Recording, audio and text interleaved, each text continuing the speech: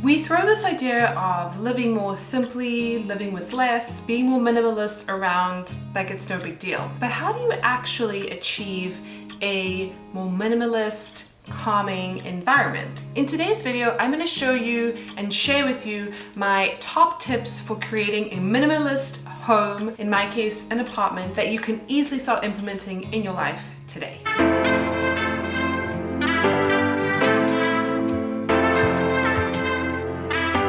If you're new here, my name is Julie and I make videos all about organization, intentional living, minimalism, and simplicity. Please go ahead and subscribe, give this video a big thumbs up, and don't forget to click that notification bell. And with that all said, let's jump right in. So my first tip when it comes to creating a more minimalist space is to really evaluate what brings you joy.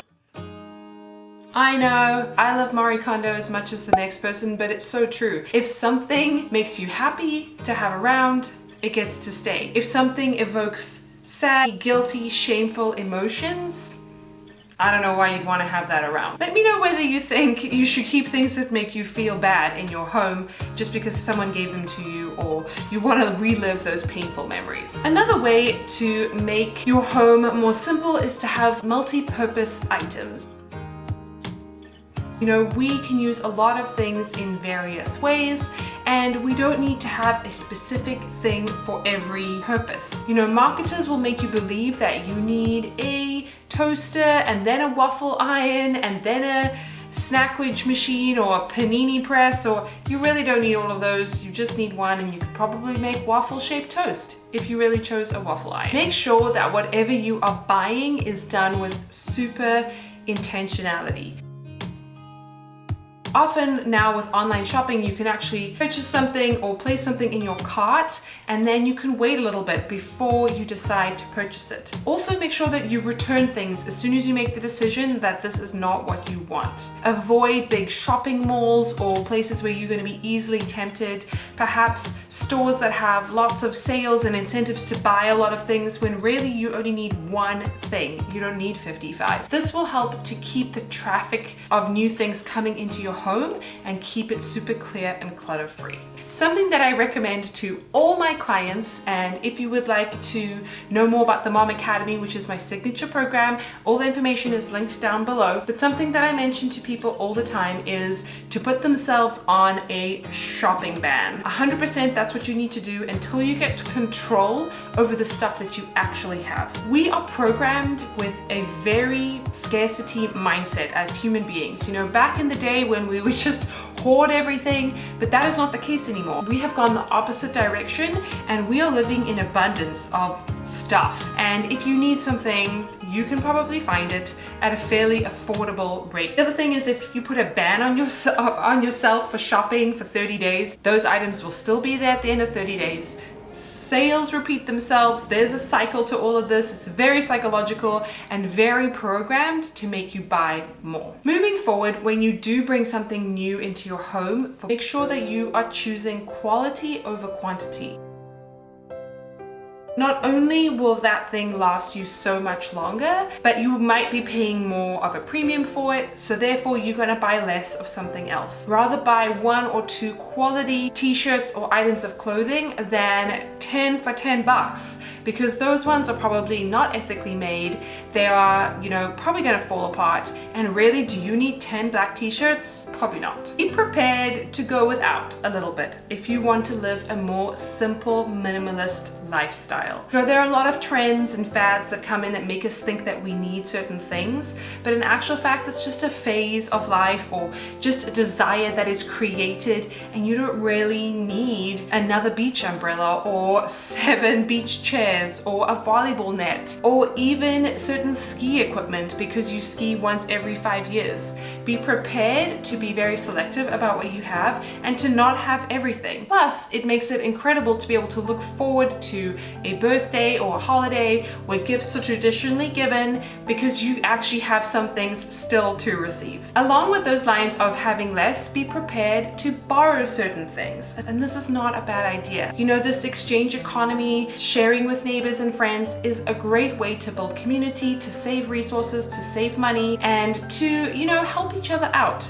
If one of you has water skis and the other one has tennis rackets and you want to exchange them and share them, you know, go ahead and do that. Instead of decorating with cheaper home decor that's available in a lot of these big box stores, consider decorating with plants, more natural materials, something super simple. You know, when you have a lot of decorations and visual clutter, it can really contribute to feeling more stressed in your home, and the idea is to feel like a sanctuary, a place of calm, a place where you can unwind.